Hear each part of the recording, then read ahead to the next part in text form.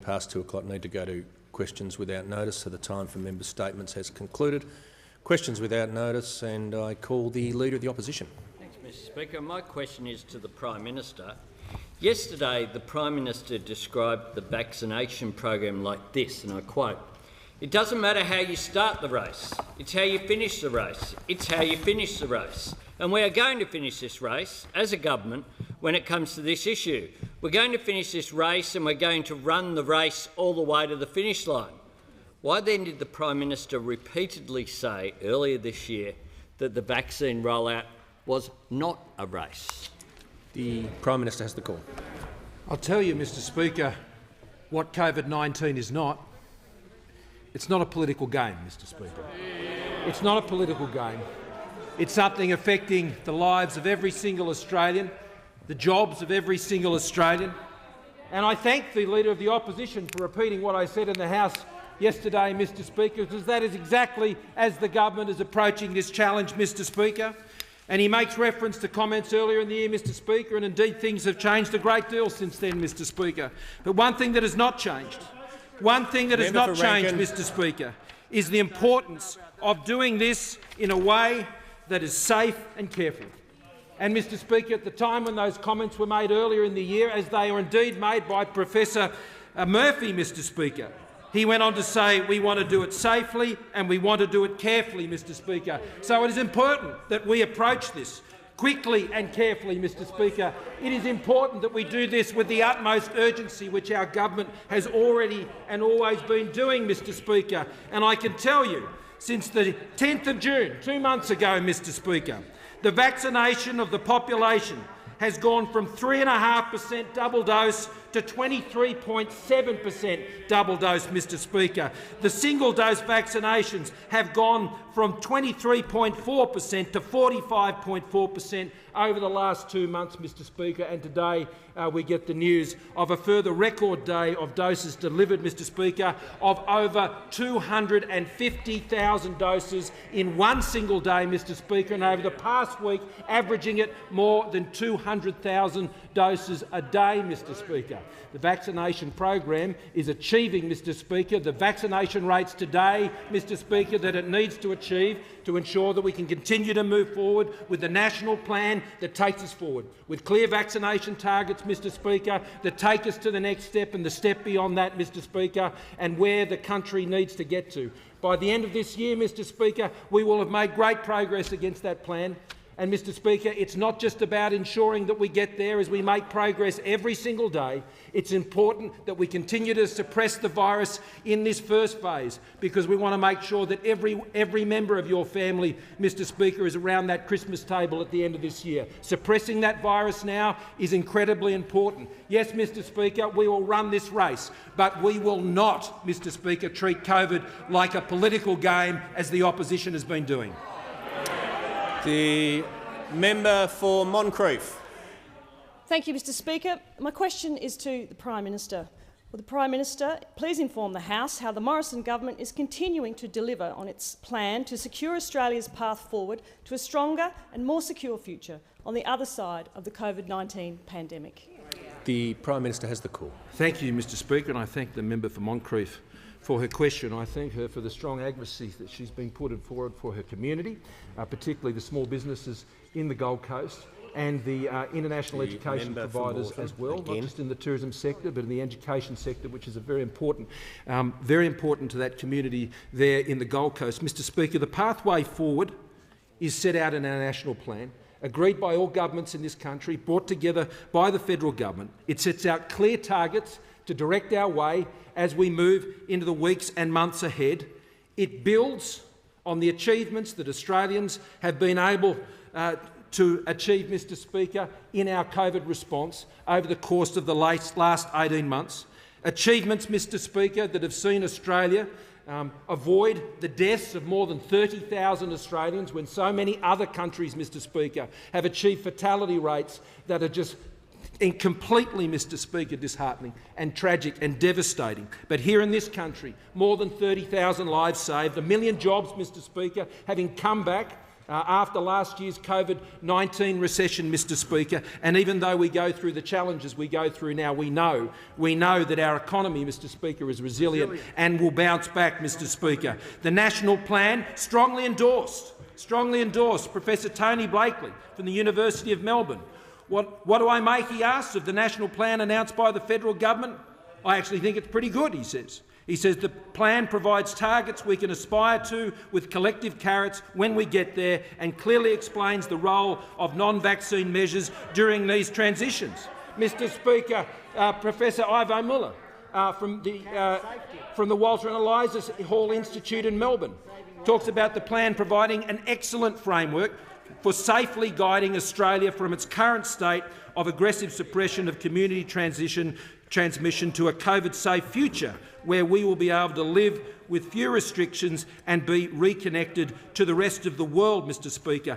The national plan that this government has led, Mr Speaker, that has framed and secured the support of all Australian governments, Mr Speaker, at the state and territory level, does provide the pathway forward. But right now, we need to focus on the achievements that are necessary in the first phase, and that is to suppress the virus. Because the stronger we go into the next phase, Mr Speaker, the better it will be for all Australians in that next phase as we reach those 70% and 80% targets. But now we must keep those cases as low as we possibly can to ensure we go into the next phase in the most strongest possible position. Now, in response to the last question, Mr Speaker, the vaccination program is hitting its marks. 14.2 million now, Mr Speaker, more than an average of 200,000 a day, 255,964, more than 250,000 Australians vaccinated in one day, Mr Speaker, in one day.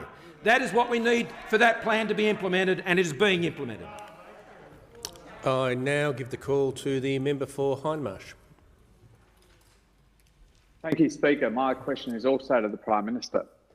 Last September, the Prime Minister announced that stranded Australians overseas would be home by Christmas. And then last October, the Prime Minister announced that Australia would reopen by Christmas. Now, the Prime Minister is again announcing that Australians can look forward to, and I quote, everybody around the table at Christmas time. Why does the Prime Minister always focus on announcements and not delivery? The Prime Minister has the call. Well, thank you, Mr Speaker. What I said was, just in answer to the last question and the one before it, Mr Speaker, is that I want all Australians to be around that table at Christmas. Now, that is something I would think that the government wouldn't be criticised for, Mr Speaker. That is something that I would think that all those in this House would be wanting Australian families to have their loved ones protected over the course of this year, Mr Speaker, so they can all go around the table. I don't know why that would be a point at which the government would be attacked on by the opposition. I simply don't understand it. But, Mr Speaker, what I can tell the member who raised this issue is what I referred to, Mr Speaker, last year. I was referring to the number of people, Mr Speaker, that were registered at the time of getting Australians home.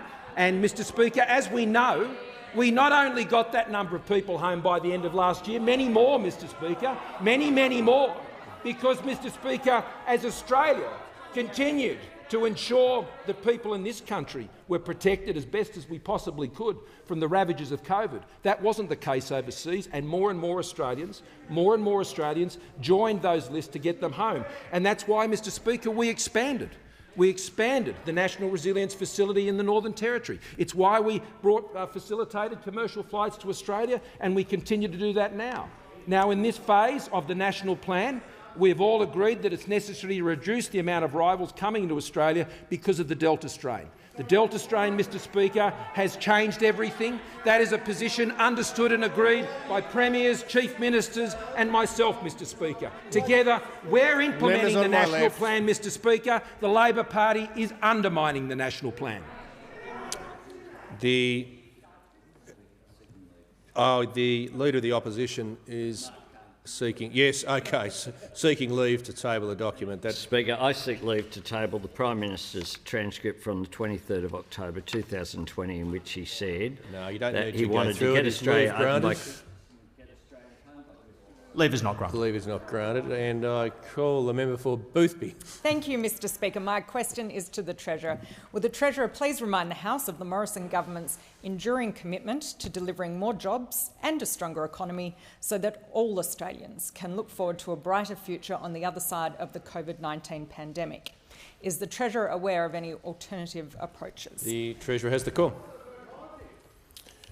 Well, thank you, Mr Speaker. And the member for Perth will cease interjecting. And before the Treasurer begins, there's a number of members who I ask to cease interjecting each day. I'll just simply eject them from now on, so everyone's got clear warning, and the member for Perth's now put himself in that category.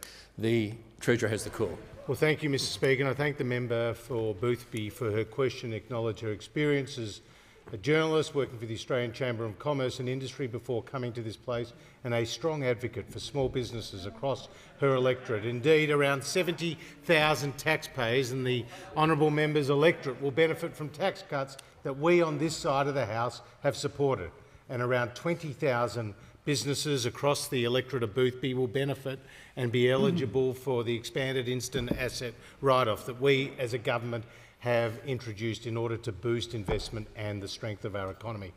Now, Mr Speaker, while we in this chamber are sitting here, many members sitting here in masks, millions of our fellow Australians are in lockdown, businesses are closed, kids are being homeschooled and families are apart.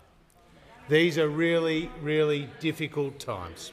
Tough times, very tough times. But we, by sticking together as a nation, will get through this as we have done before, facing a once-in-a-century pandemic. And our economic support has totalled more than $300 billion in commitments, Mr Speaker. Commitments and the delivery of extensive economic support that saw Australia's unemployment rate come down to a decade low of 4.9%. And we are providing COVID disaster payments that are tax-free at $750 for people who have lost 20 hours or more of work per week, and payments of $450 for those who have lost between 8 and 20 hours of work. We've entered into partnerships with state governments to provide small business support, like in the honourable member's home state of South Australia, where small businesses, thousands of them, are getting $3,000 grants as a result of the partnership between us and the Marshall government. We've entered into similar arrangements across Victoria, where $800 million combined from the federal and the state government are going to Victorian businesses, and of course in New South Wales on a 50-50 arrangement which can see businesses get up to $100,000 a week, depending on their turnover, Mr Speaker, as a result of this pandemic. Now, in terms of alternative approaches, we know that those opposite continue to talk the economy down, Mr Speaker. In the face of this pandemic, they continue to talk the economy down. They have policies that will drive the economy down. Cash splashes to millions of Australians who have already had the jab. Higher taxes that the member for Rankin took to the last election, Mr Speaker. Higher taxes, and of course they continue to talk down the success of the JobKeeper program, which has helped save the economy. The time has concluded. The member for Werriwa has the call. Thank you, Speaker. My question is to the Prime Minister. Last week, the Prime Minister told the House he supports the Premiers in all the work they do to save lives and livelihoods. Does the Prime Minister support the New South Wales Premier's decision to mandate vaccination for construction workers from 8 local government areas affected by COVID? The Prime Minister has the call. Mr Speaker, I have always supported, Mr Speaker, the Premier is acting on the urgent medical advice that they need to address serious situations in their states and territories, Mr Speaker, whether that's the Premier of New South Wales, the Premier of Western Australia, the Premier of Victoria, Mr Speaker. Mr Speaker, all of those Premiers, where they're acting on that medical advice, which they are privy to that, Mr Speaker, to address the very urgent situation in New South Wales, then they're the people who've got to make the decisions. They're the people in the room, Mr Speaker, who are addressing the very serious situation in New South Wales. And, Mr Speaker, if that is what they're being advised to do, to arrest the growth in cases in New South Wales, and if that will suppress those cases and drive them down and enable New South Wales to be in a position to make their lockdown effective and not see that virus spread, Mr Speaker, and enable the country to move into the next phase in a stronger position, Mr Speaker. And I believe that is what the New South Wales Premier is seeking to do, just like the Victorian Premier right now is extending a lockdown. That's difficult. I know it's not popular, Mr Speaker, but these are the necessary decisions with the Delta strain of this virus that must be put in place. So, Mr Speaker, what I'm keen to do as Prime Minister is ensure that we are supporting the actions of our states and territories. The Treasurer himself, Mr Speaker, has just highlighted how we're seeking to do that to take us through. With economic supports, with 50-50 support of the business support programs in New South Wales, but directly through the COVID disaster assistance payments, some $1.6 billion has been paid to 732,000 people in New South Wales by the federal government, Mr Speaker, by the federal government to ensure that people in Sydney in particular, but across New South Wales with the support of the state government, can get through this.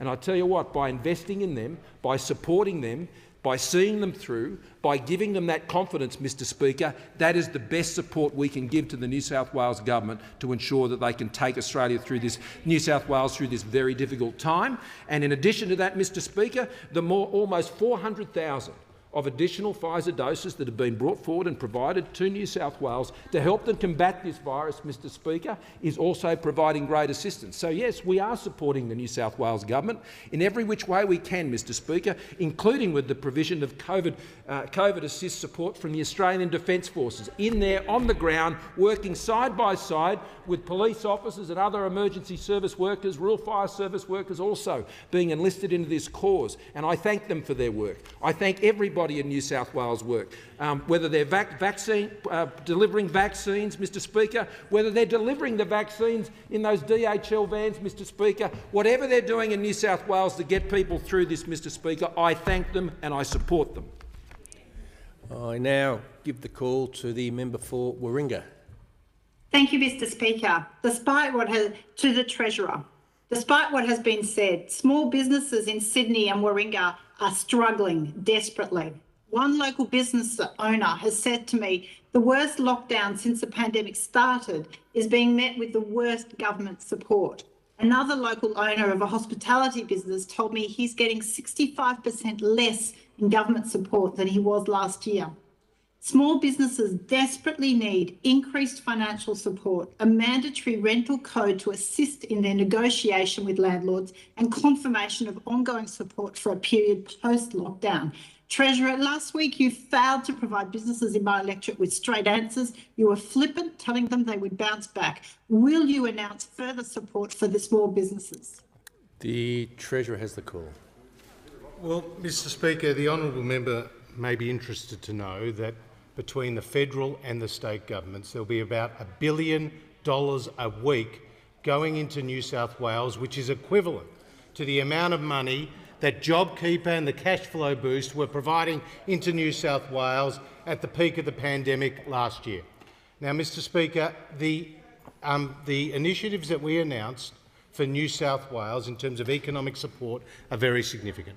There's both the income support for workers, for households, for families, where you see payments of $450 a week for those who've lost between 8 and 20 hours of work a week. You see payments of $750 to those who've lost 20 hours or more. And for people who are already on income support, welfare, they receive a payment of $200 if they've lost 8 or more hours of work. On top of that, we're providing very significant support to businesses across New South Wales with a program designed with the New South Wales government being delivered by Services New South Wales.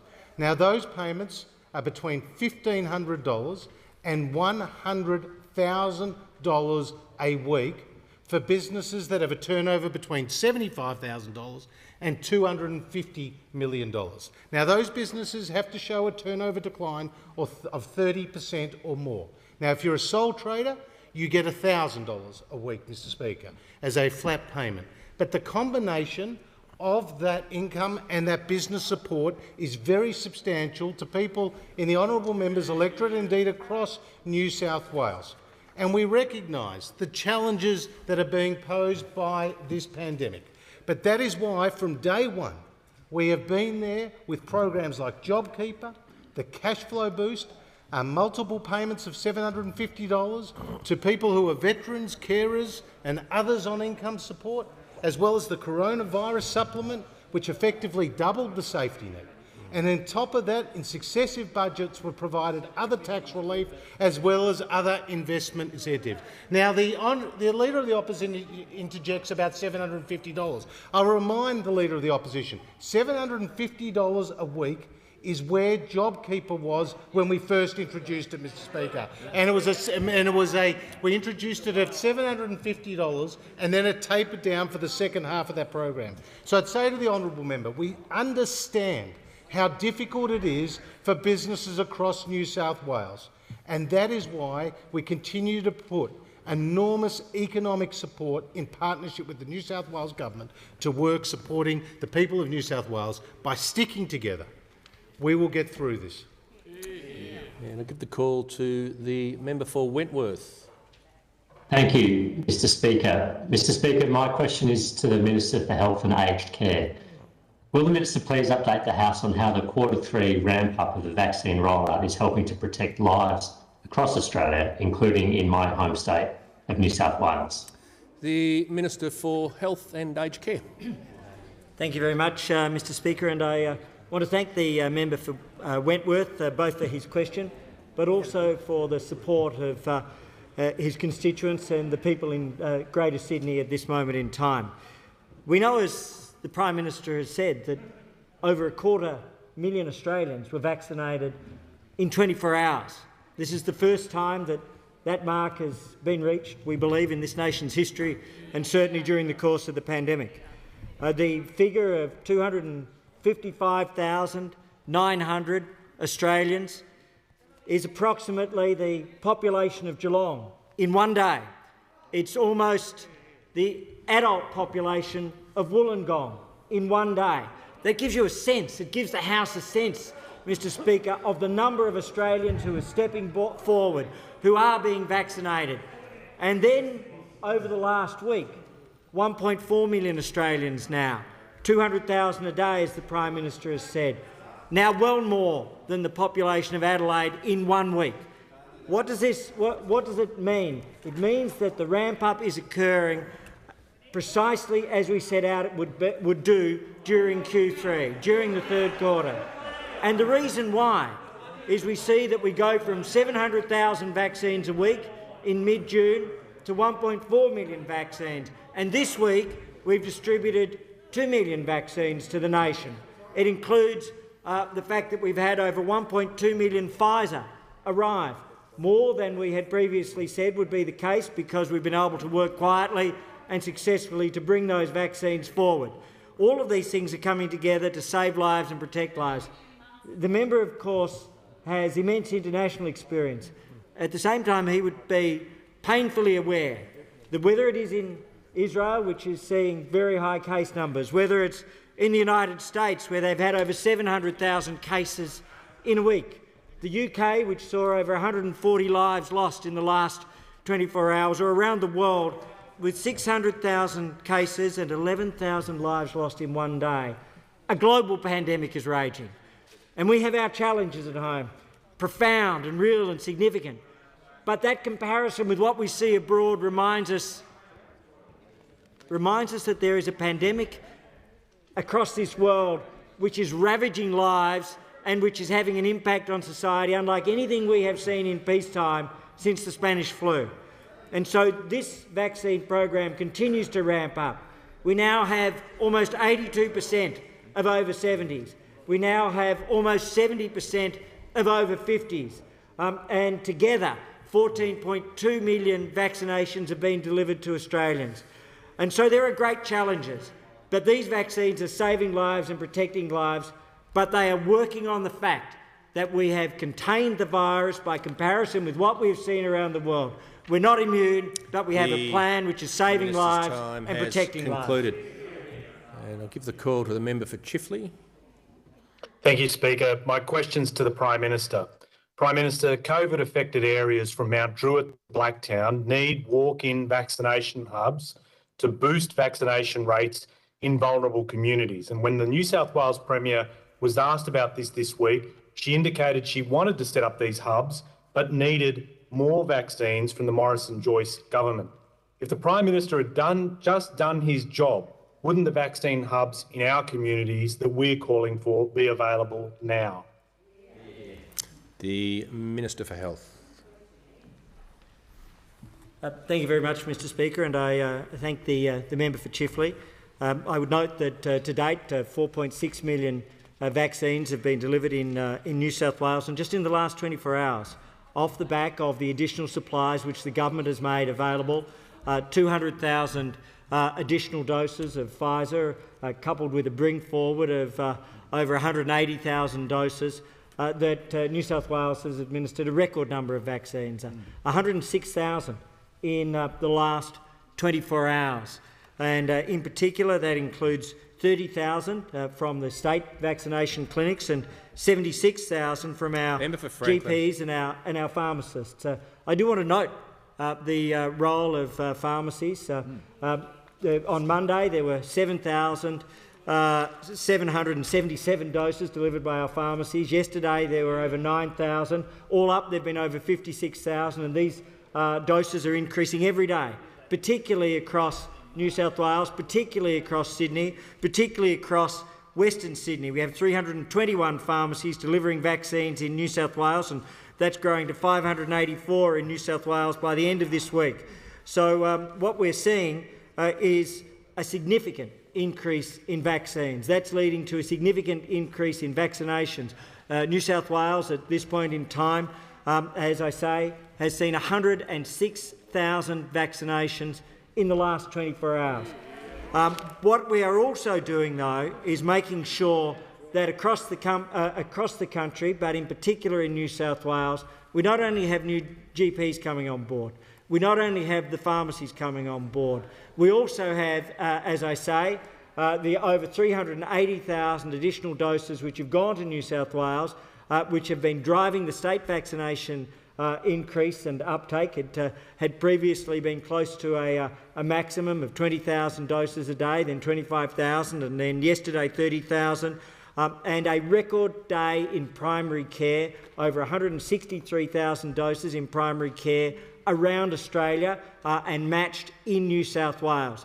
So ultimately, I want to thank every Australian for coming forward, but I want to say to all members of this House that this is our chance to be encouraging all of our constituents to come forward, to be encouraging people when they're eligible to take that opportunity. We have almost 82% of our over 70s, but every person who is over 70 years of age has access to a vaccine now. That option is with them. So it's up to each of us to work with our communities, to encourage our parents and our grandparents, to encourage them to come forward, to take that opportunity, to save their lives and to protect their lives. The member for Braddon has the call. Mr Speaker. My question is to the Minister for Agriculture in Northern Australia. Will the Minister update the House on how the Morrison government's significant investment in the agricultural sector and infrastructure projects has helped regional Australia lead the way in securing our economic recovery from COVID-19? The Minister for Agriculture. Well, thank you, Mr Speaker. I thank the member for Braddon for his question, and he represents a very proud regional area. So he's seen firsthand how regional Australia has faced up to the challenges of COVID-19. And sadly, while some industries have had to go into lockdown and shut down, agriculture and resources have kept on going and not just keeping regional economies going, but keeping our nation's economy going.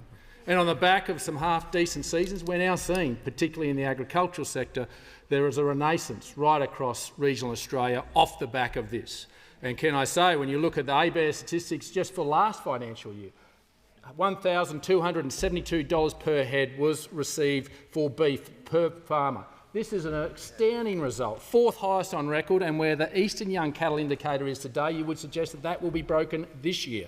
But it hasn't just been beef. It hasn't just been beef. It's been industries where we've also had challenges with trade. When you look at malting barley, it's gone from $200 a tonne to $248 a tonne. Canola from $624 a tonne to $688 a tonne. Mutton from 581 cents a kilo to 723 cents a kilo, and cotton from 69 cents US a pound to 98 US cents per pound. What this translates to is dollars in farmers' pockets. And as an old agri-manager, let me tell you, when farmers get money in their pockets, they spend it. And they spend it locally into local businesses. We are seeing a tractor-led recovery right across this country because they are using the instant asset write-off to upgrade their machinery, creating jobs in regional Australia. But they're not just leaving it at the machinery dealers, they're also going to the local merchants. They're spending it at the local cafes, at the butchers and the bakers. The money is flowing not just through regional economies but through our national economy off the back of the hard work of the men and women in regional Australia and in agriculture and resources. And this is the work that we've done around our Ag 2030 plan, in making sure that where we have had market challenges, we've been able to maintain new ones and open up new opportunities, trade opportunities, by modernising our export systems, but also putting boots on grounds, agricultural councillors that have found new markets at premium prices to continue to put money back in farmers' pockets. We've also made sure that we've looked at the here and now and supported with over $780 million worth of freight support to maintain our market advantage of not just having the clean and greenest, but also being one of the most reliable trading partners in the world. But we also want to leave a legacy, and we are leaving a legacy with the key infrastructure that will build the roads, billions of dollars in the roads of strategic importance, that will pave the roads to get it from the paddock to the port, to make sure that agriculture in regional Australia are given the environment and infrastructure to thrive, to not just look after regional Australia, but to look after the entire country. The Chief Opposition Whip. Okay. My question is to the Prime Minister. I refer to today's report in the Daily Telegraph titled "How QAnon Became a Killer COVID Conspiracy Cult in Oz. Families Torn Apart by Lies." Prime Minister, what is the Morrison-Joyce government doing to combat the spread of dangerous misinformation by QAnon during this pandemic? Yeah.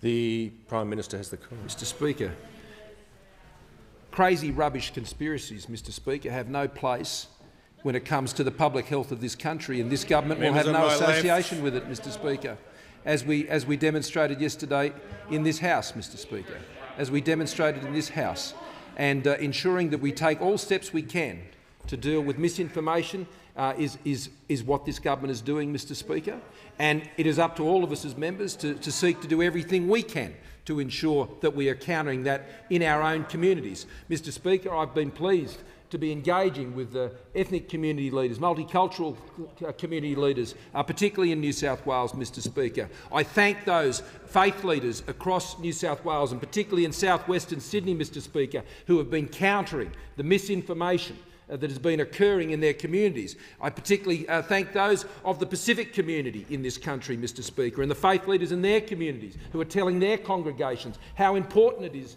to get the vaccine and to not listen to those conspiracy theories, Mr Speaker, that can prevent them from getting the vaccine and support their health. We're working with countries in the region, particularly in Papua New Guinea. This is an issue that I speak to regularly about with Prime Minister Marape, who is very concerned about the misinformation that is being put throughout his country regarding vaccination, and we are working to support him in his efforts in Papua New Guinea as well, Mr Speaker. But countering misinformation is a task for all of us. It's certainly a task for the government, and one that we're acting on, Mr Speaker, and I'll ask the Minister for Health to add further. The Minister for Health. Thank you very much, Mr Speaker, and to add to the Prime Minister's answer, the Department of Health engages in a myth-busting process in terms of its public information. We work, exactly as he says, with communities across the country, the provision of material in multiple different languages. We work with SBS on that front. In particular, one of the things we have to deal with is medical misinformation. And I would refer to the words of the esteemed Professor Greg Dorr of the Kirby Institute. Anti-AstraZenecaism is one of the great blights on Australia's COVID-19 response. Professor Dorr is highly esteemed. Professor John Skerritt yesterday said if AstraZeneca hadn't been vaccinated in New South Wales, we'd be talking about deaths in their dozens every day. Unfortunately, there are those that have spread material and information which does not accord with the highest standards. Quote, feels like Australia is being shortchanged with an inferior vaccine. Quote, the issue, though, is that the rest of the country is going to be offered a lower efficacious vaccine, the AstraZeneca. Quote, we're about to unleash 51 million doses of AstraZeneca.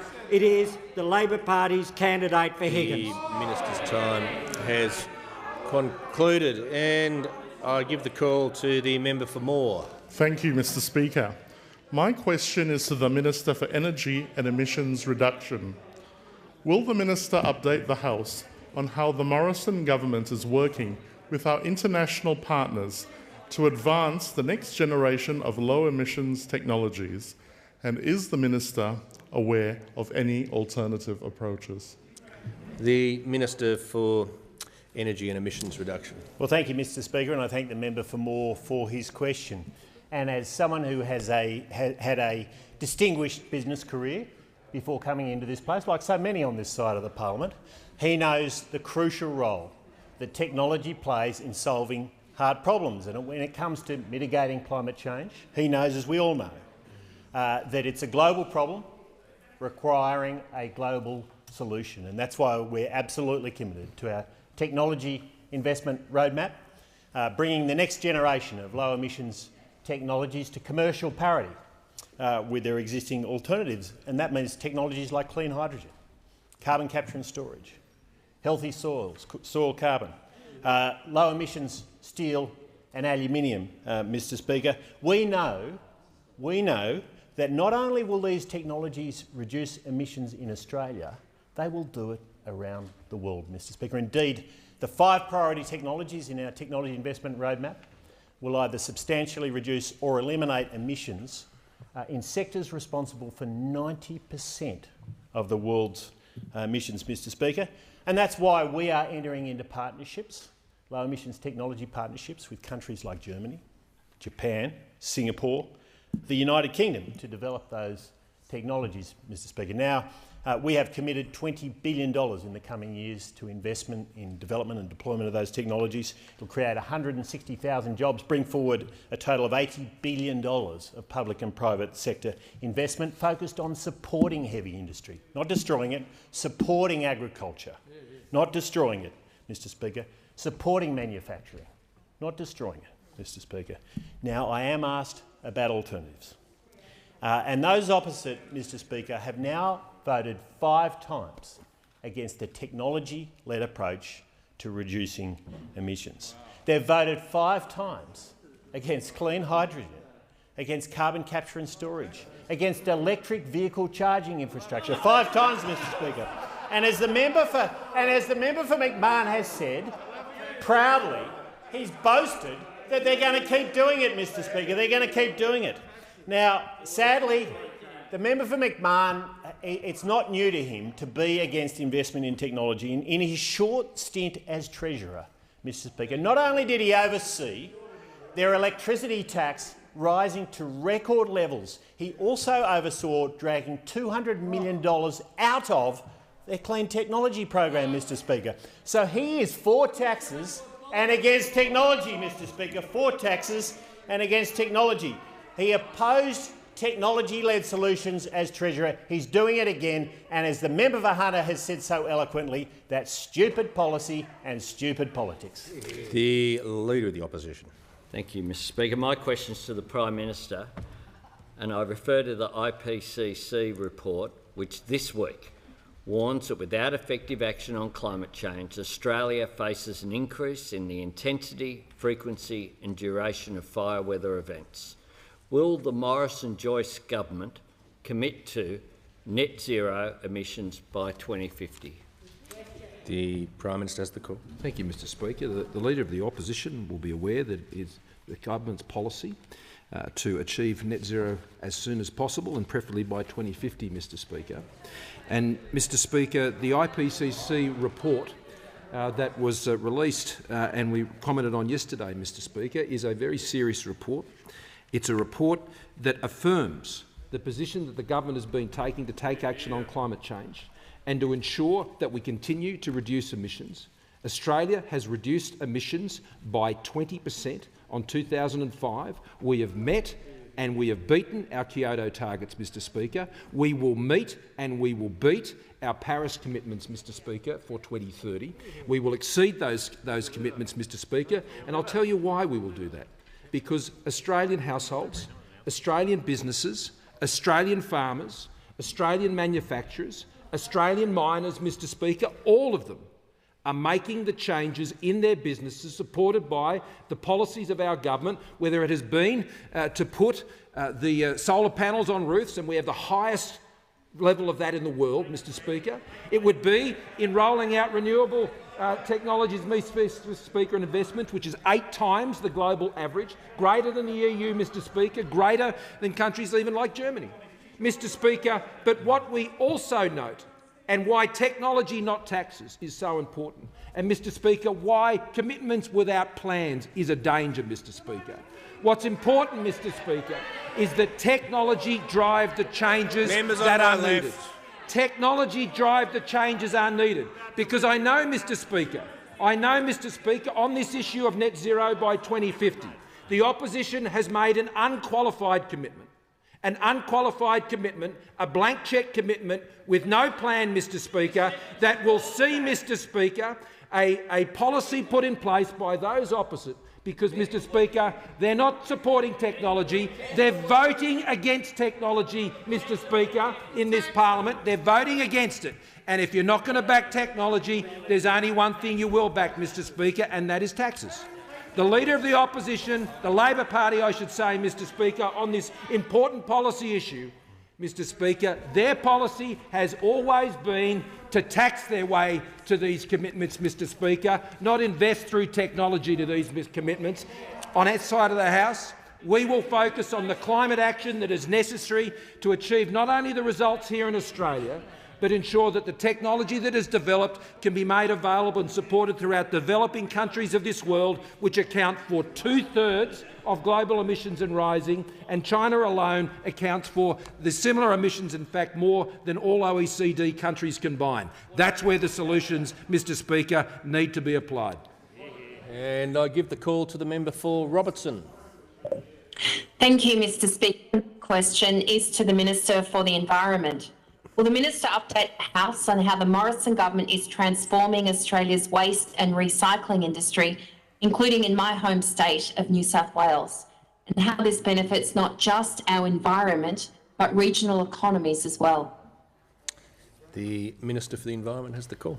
Thank you very much, Mr Speaker. Can I thank the member for Robertson for her question and commend her for her passion and excitement about her local waste industry on the Central Coast. It's a passion and excitement shared by all those on this side of the House. This week, the Australian and New South Wales governments have announced 22 new recycling projects, including 11 in regional New South Wales, that will create over 50 permanent jobs from Narrabri to Taree, Orange and Newcastle.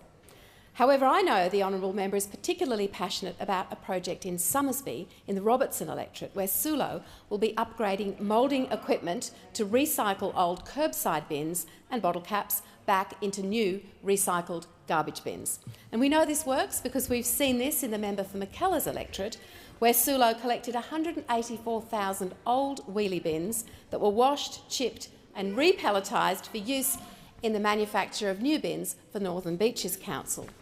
And I know the member for Parkes recently visited Australian recycled plastics in Narrabri in his electorate. Started by local farmers Dale and Helen Smith, they saw an opportunity through their trucking business to backload deliveries with used plastic containers and recycle them.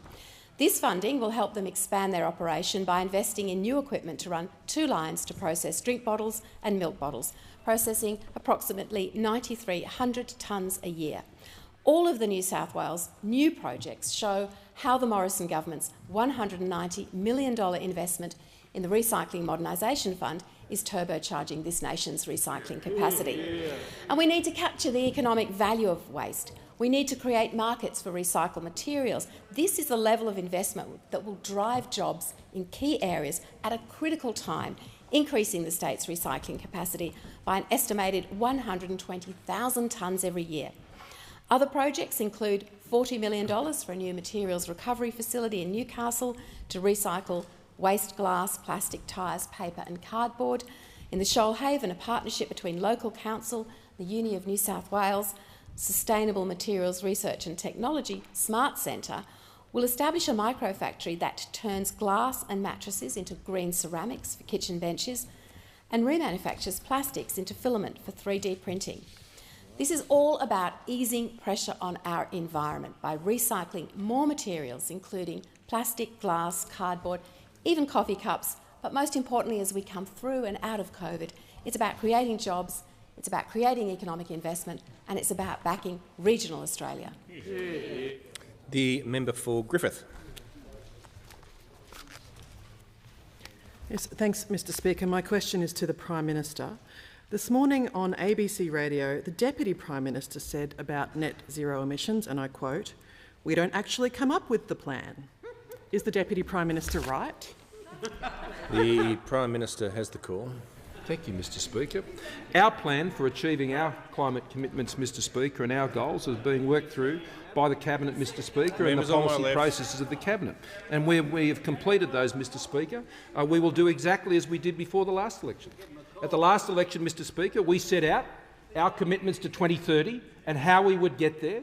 And, Mr Speaker, we did that by all sectors and the initiatives that are put in place to ensure that we could reach that commitment. Now, others didn't think we'd be able to make that commitment, Mr Speaker, and meet it, just like they didn't think we'd be able to make the 2020 commitments, which we did, and we met those, and we beat those, Mr Speaker. And we are engaged in exactly the same considered and detailed process to ensure, Mr Speaker, that when we make a commitment, we can tell people in regional Australia, we can tell them up in Newcastle and the Hunter, Mr Speaker, we can tell them over in Whyalla, and we can tell them, Mr Speaker, anywhere in this country, what it will mean for them, what the costs will be, Mr Speaker, and how this will impact on their livelihoods and on their regions, and how we together will be able to reduce emissions and ensure the viability of economies right across this country.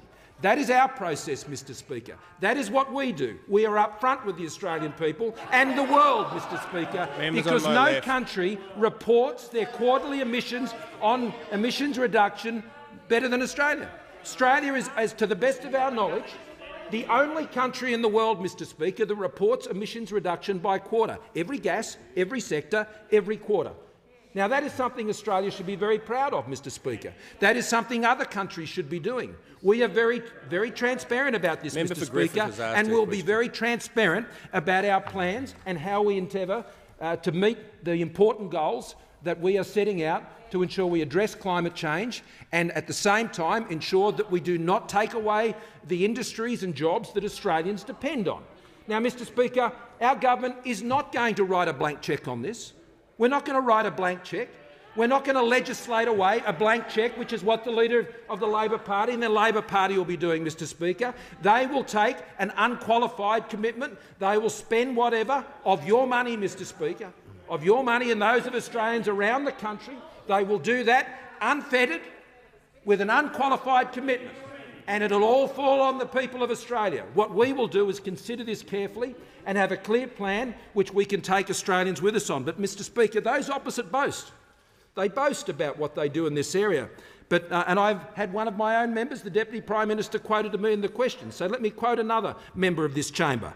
After 14 years of trying, the Labor Party has made not one contribution to the reduction of greenhouse gas emissions in this country. No, I'll just say to the Prime Minister, the Manager of Opposition Business, it's not a question of because one person was quoted, you can quote another. You need to be relevant to the question, and it's not a matter of then just adding something else in. Prime Minister. Speaker, that was the member for Hunter.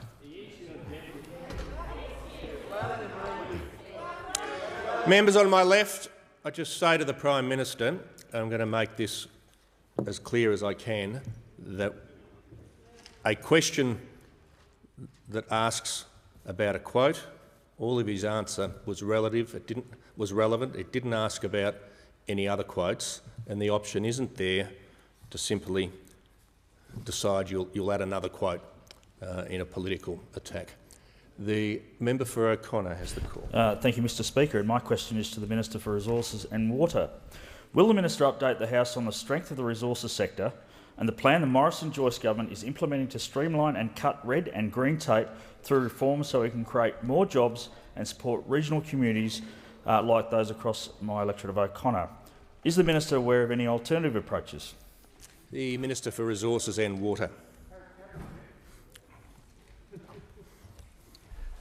Well, thank you very much, Mr Speaker. Can I thank the honourable member for his question? And Mr Speaker, they say all that glitters isn't gold, but in the member for O'Connor's electorate, a lot of it is, I have to say.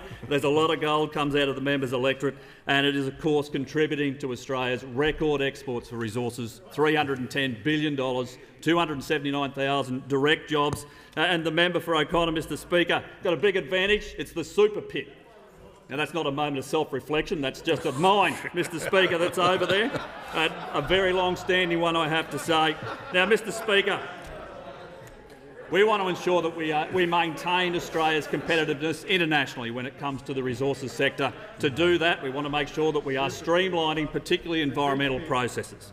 Now, we've got support from states like Western Australia. We're looking to make sure that we can do that, but there are those who have a different view, Mr Speaker. And if we look at what happens, I mean, green lawfare is not just someone with a can of spray paint and setting a pram on fire. We know that places like the Environmental Defender's Office have been out there actively pursuing things like closures or stoppages of Ackland on the Darling Downs, Adani in central Queensland, Whitehaven near Gunnedah, Tarmore in Southern Highlands, the Bylong Valley, the Burrup gas development, the Narrabri gas project in New South Wales. Now, Mr Speaker, the Samuels review found that some of these complex projects can take nearly 3 years to assess and approve. We are looking to streamline those processes. We are looking to ensure that we get more projects up that deliver more jobs, particularly in the member for O'Connor's electorate over in Western Australia, where, Mr Speaker, this is how we pay for the essential services Australians rely on. This is how we pay for schools and roads and hospitals. In fact, Western Australia, roughly 25% of their budget comes from the resources sector. So, Mr Speaker, people like the Environmental Defender's Office are not supportive. They are looking to stop these projects through green lawfare, and the most recent one, of course, is activity and action against our plans for the Beetaloo Basin. Now, we want to bring that project forward because it will deliver up to 6,000 jobs for the Northern Territory, Mr Speaker. But I am asked about alternatives. Now, when we look at the alternatives, we know that those opposite will say one thing in Moranbah and a different one in Melbourne. And it is Moranbah, not Murrumba. Mr Speaker, we had an announcement from the member for Isaacs and the member for Sydney at the last election. And what did they commit to? A $14 million funding package for the Environmental Defender's Office.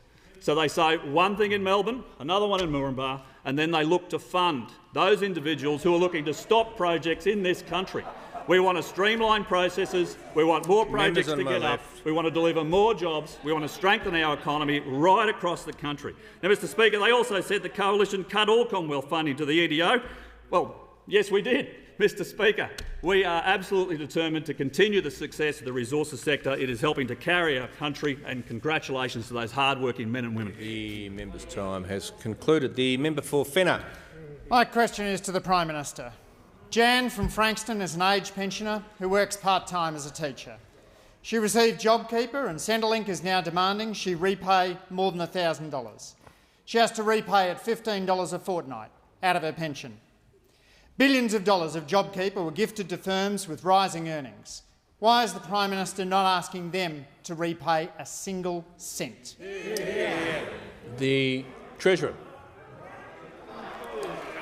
Well, thank you, Mr Speaker. I'm very happy to take the member for Fenner's question because I can't get a question from the Labor Party's 12th man there, Mr Speaker, the member for Rankin. He can't even get a question up in budget week, let alone in a normal week. And with half the members on the front bench, he still can't get a question, Mr Speaker. Will get on now, with his answer. the reality is that people knew of their obligations. The angry member for Rankin. The member, Mr Speaker, people who received JobKeeper knew of their obligations. Welfare recipients in particular had an obligation to report JobKeeper as ordinary income, Mr Speaker. Now, because the question went to the importance of JobKeeper and the payments under JobKeeper. Let me remind the House what the Governor of the Reserve Bank said. The JobKeeper program is really about keeping people in jobs. It has done a remarkably good job of that, Mr Speaker. A remarkably good job at that. And we know from the Reserve Bank that at least 700,000 jobs have been saved by JobKeeper, Mr Speaker. Just say to the Treasurer, I understand the points he's making, but he needs to be relevant to the question that was asked. And, Mr Speaker, the relevance to the question is that JobKeeper has been a remarkable program for all of those who have received it. And people who are on welfare... The Treasurer will just resume his seat for a second. The Leader of the Opposition will cease interjecting. The Manager of Opposition Business. On direct relevance, I'd put that it's not directly relevant for the Treasurer to be explaining why wage subsidies that we called for are important policy. It is relevant to the question to answer whether or not the billions of dollars of JobKeeper that were gifted to firms that had rising earnings, whether or not they should have been asked to repay a cent. And before I call the Treasurer, I mean, the point I would make, I can see that's the point those on my left want to focus on, but there was another question there as well about a pensioner from Frankston being asked to repay. So the Treasurer needs to bring himself to those points. Clear with respect to people on welfare that they had to treat it as ordinary income. That's the response to that. Now, in the response to the member's interjection there, the Leader of Opposition... Point of order. His point of order, yeah, Leader of Opposition Business, when he refers to the billions of dollars that were paid under JobKeeper, let me remind the honourable member that when Treasury did a review of JobKeeper, it said the following. It said it had been well targeted. The payment went to businesses that experienced an average decline in turnover in April of 37% against the same month a year previous, and it went to businesses at which the job separation rate had doubled following the introduction of operating restrictions just before JobKeeper was introduced. We put it in place for 6 months. We extended it at a taper rate of another 6 months, Mr Speaker, and those opposite continue to diminish the success of that program, which has been part of Australia's remarkable economic recovery. The member for Forde. Thank you, Mr Speaker. My question is to the Minister for Industry, Science and Technology. Will the Minister outline to the House how the Morrison government's plan to chart Australia out of the COVID-19 pandemic is supporting our manufacturing sector to grow more jobs? The Minister for Industry, Science and Technology. Thank you, Mr Speaker, and I thank the member and particularly for his support of manufacturing and his electorate. And despite the challenges of COVID, and despite the pandemic and the difficult conditions it's brought about, the exports of Australian manufactured goods were up in the June quarter of this year, 2021, by $800 million. So that's 8.3% on what was before it a very difficult quarter in May of 2021. That is a remarkable outcome, showing the resilience of that sector, its importance to Australian employment and to the economy as a whole. And over that same period, the operating profits of the manufacturing sector were up $38 billion. They were $38 billion in the year to March 2021. So that's 8.5% of the total profits of all Australian industries across the country. Now, that is a remarkable effort and showing remarkable resilience during COVID.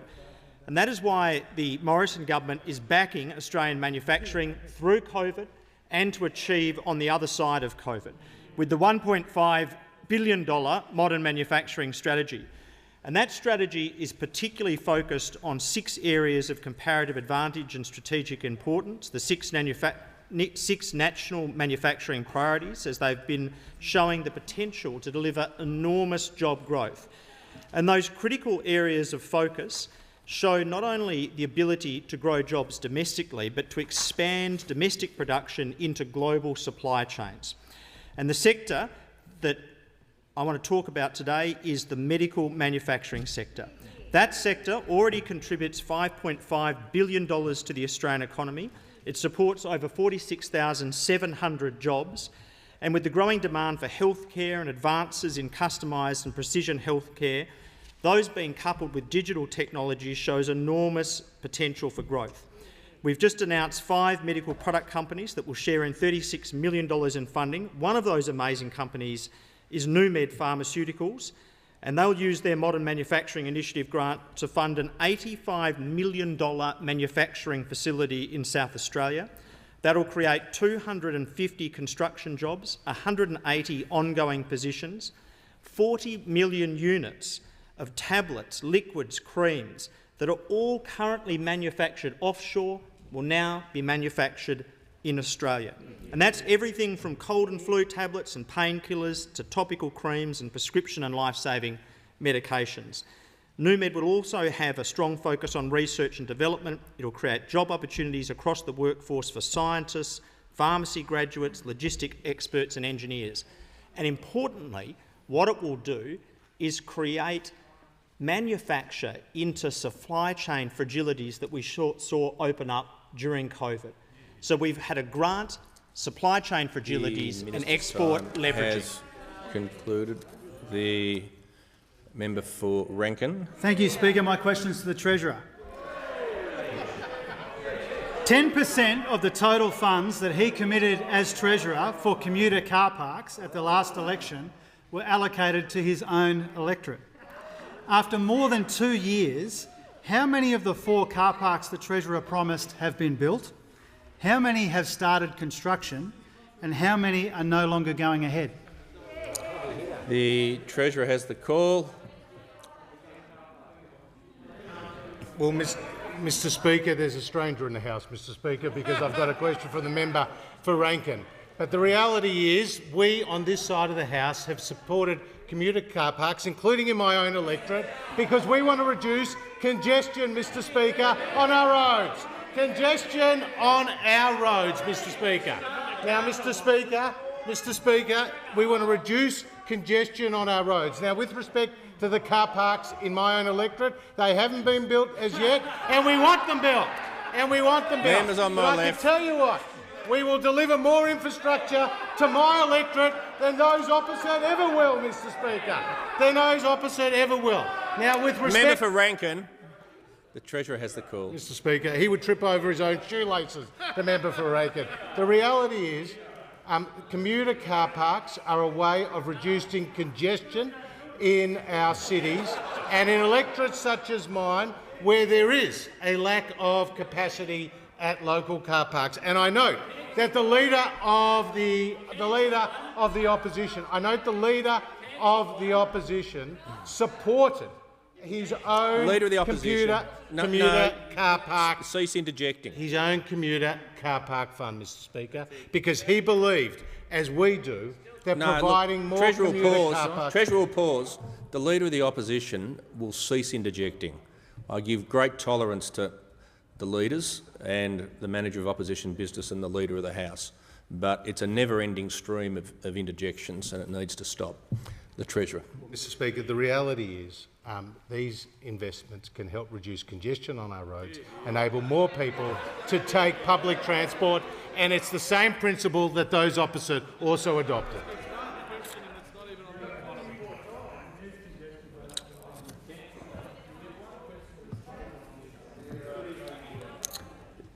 And I call the member for North Sydney. Thank you, Mr Speaker. My question is to the Minister for Defence Industry. Will the Minister update the House on how the Morrison government's plan for a stronger defence industry is creating jobs and supporting small businesses as we come back from COVID-19, including in my electorate of North Sydney? The Minister for Defence Industry. Thank you, Mr Speaker, and can I thank the member for North Sydney for his question and noting his interest and passion in defence industry and also his support for ADF in his electorate. Mr Speaker, our government is investing $270 billion over the next decade in our defence capability. Yesterday, Mr Speaker, the member for North Sydney and I had the great pleasure to announce that our government had awarded a contract to Indigenous company BARPA, which was a $25 million contract to deliver incredibly important infrastructure upgrades to HMAS Waterhen, which is in the member's electorate. Mr Speaker, local businesses in the North Sydney area are set to reap the benefits from this contract, with some 85% of the work to go to local businesses in that area. This means jobs are secured in the North Sydney area and the wheels of defence industry will continue to turn, especially during these difficult COVID times. And not only that, Mr Speaker, the member for Nichols and I yesterday had the great pleasure to announce that we were awarding a $45 million contract to upgrade the Puckapunyal training area in the member's electorate. 97% of the work will go to local businesses, with up to 80 local jobs being created by this contract. Mr Speaker, we are very proud that Australian businesses which are local to defence bases are getting these opportunities, and it's especially during these COVID times, and we're particularly proud of that. But, Mr Speaker, we're not just delivering first-class infrastructure to our ADF bases. Over the next 2 years, the government is investing $39 million through our Skilling Australia's Defence Industry Grants program. We've awarded $380 million to Australian businesses through our Defence Innovation Hub. Importantly, Mr Speaker, 80% of those contracts have gone to Australian SMEs. And only last week, Mr Speaker, I announced our government's latest round for the Sovereign Industrial Capability Grant program. Mr Speaker, in that last round, it was a total amount of $8 million and it went to 11 different companies. And I just thought it would be interesting for the House to understand the breadth of that $8 million, how we spread it around. So the first one I want to mention is EPE, which is a company based in Queensland, received a grant of $1.4 million. This is for the development of a world-leading specialised unmanned system. Novafast International, who are based in South Australia, they received a grant for $1.36 million. This is to support the acquisition and installation of new robotics equipment. Varley Raphael Australia, they received a grant of $183,000. They're based in Victoria with respect to their expansion of the current guided missiles capability. Finally, HDA Group, which are based across New South Wales and Victoria, they received a grant for just over $1 million to support the acquisition and installation of specialised hardening equipment. The minister's time has concluded. The member for Rankin. Thank you, Speaker. My question is to the Treasurer. Can the Treasurer confirm that 10% of the total funds he committed as Treasurer for commuter car parks at the last election were allocated to his own electorate? Not one of these car parks has been built, not one of these car parks is under construction, and one of these car parks is for a station which soon won't exist. How's he reducing congestion with car parks which don't get built? The Treasurer has the call. Well, Mr Speaker, the first thing is the honourable member asked about the commuter car park fund, right? And he talked about how I, as Treasurer, had supported the commuter car park fund. Well, let me say to the House, the majority of our commitments are either being delivered or expected to be under construction within the next 18 months.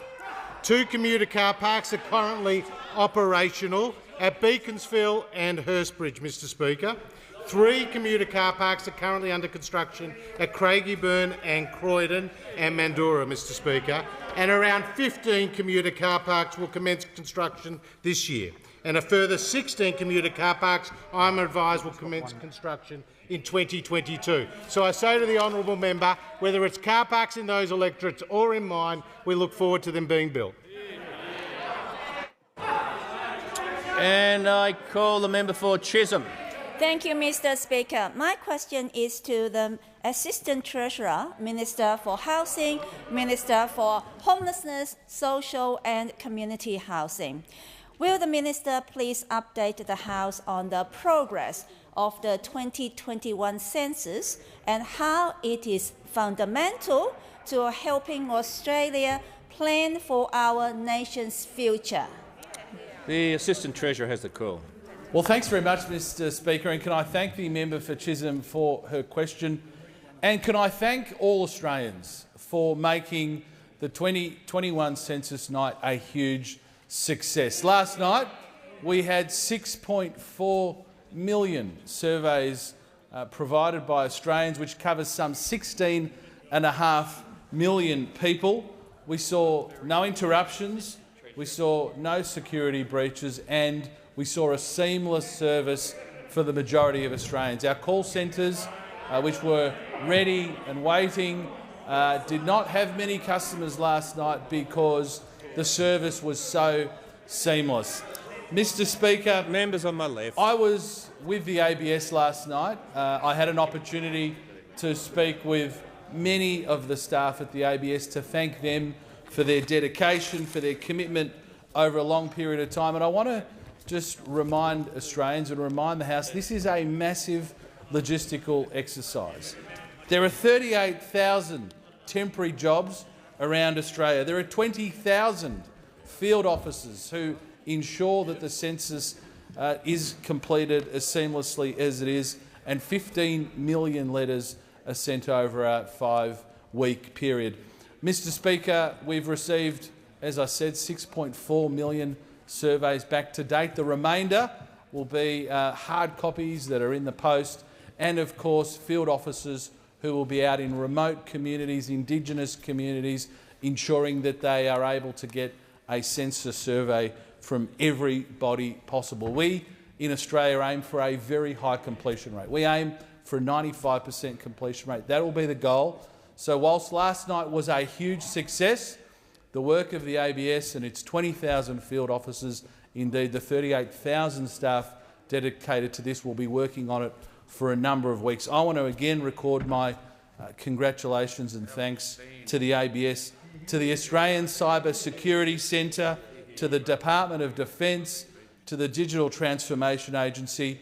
I think we all saw that all of those agencies came together to make it an easy experience for Australians, a 15 or 20-minute exercise which provides such crucial information to not just the federal government, but state governments, local governments, community organisations, businesses throughout our country, information that will inform decision-making for many years to come. So my final plea to any Australian who has not completed, you still have time, you can still get online until Thursday and complete it, or get a hard copy and get it in the mail. We want to reach that 95% return rate to make sure that the information we have gives us the best possible information to provide those decisions. Thank you, Mr Speaker.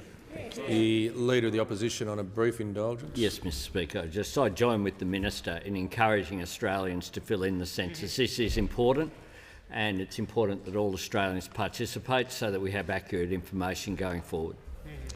The Prime Minister. Mr Speaker, I ask that further questions be placed on the notice paper, and in adding to an answer, Mr Speaker, about when I was referring to the more than 250,000 Australians who received a dose yesterday, I'm advised that that is equivalent on a per capita basis to the 9th best day in the United Kingdom over the course of their vaccination program.